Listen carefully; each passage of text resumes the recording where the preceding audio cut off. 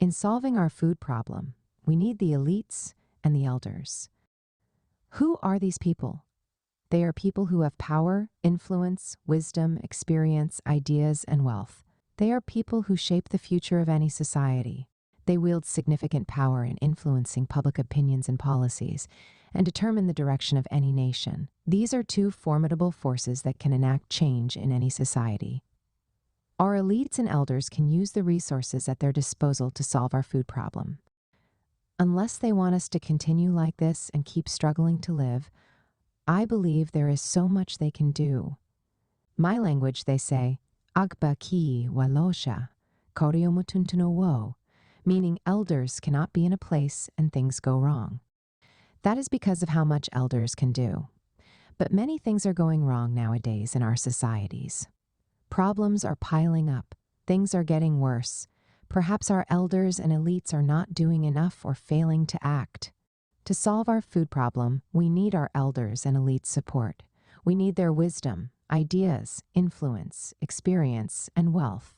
There are many elites in Africa who are well-to-do but are not supporting younger people.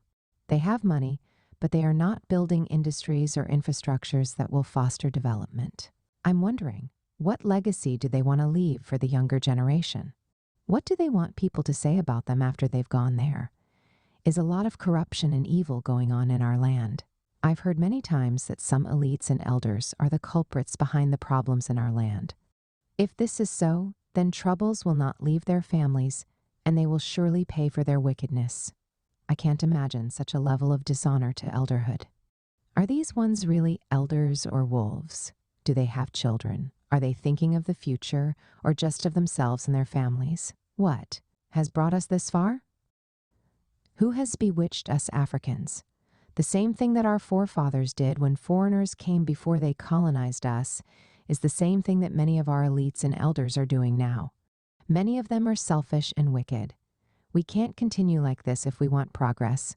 We've got to change our ways. We've got to solve our problems.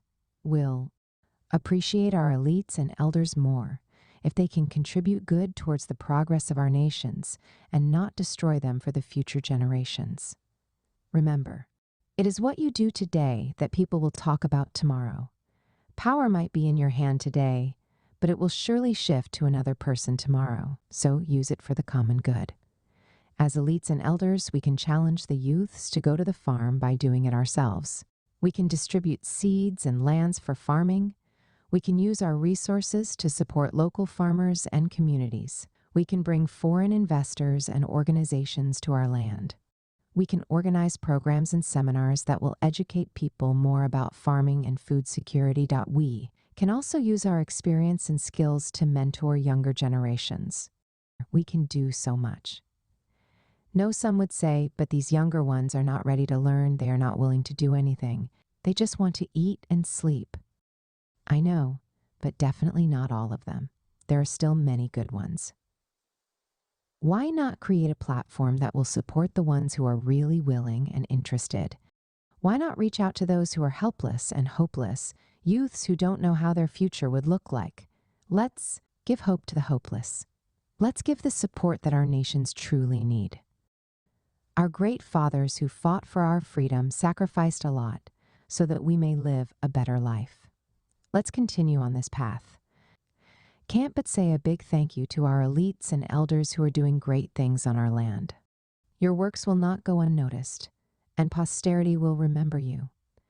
We celebrate and thank you for your sacrifices and all the great things you've done. I know that even more is yet to come. I see a future filled with great minds and prosperous nations because of the invaluable roles of our elites and elders. Thanks for reading, and God bless you.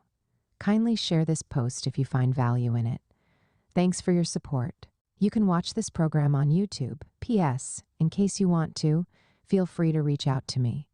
If you need advice on your plans and ideas, and how to work on your gift and purpose, drop me a message here or email me at sopiansofgod@gmail.com, and we'll arrange a call. Read next. Are you clear about what you want this year? Read previous episodes, Part 1, Part 2, Part 3, Part 4, Part 5, Part 6, Part 7, Part 8, Part 9. Will you like to write a book, share your story, ideas, or knowledge in a book? Now it's easier than ever. In 3 weeks, your book will be written and published. Send a message to bookmindsgmail.com. Get books on Amazon. Amazon Books. You want customized songs for you or your loved one's birthday, wedding, or any ceremony? Ize Music got you. Contact Sopians of Gojmail.com. You can also check out these posts. 1. Making 2025 your best year, yet 2.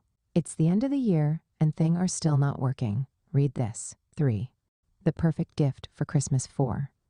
9 ways to avoid distractions. 5. What to do when you are confused. Kindly drop your comments here. Like and subscribe for more. Thanks for watching.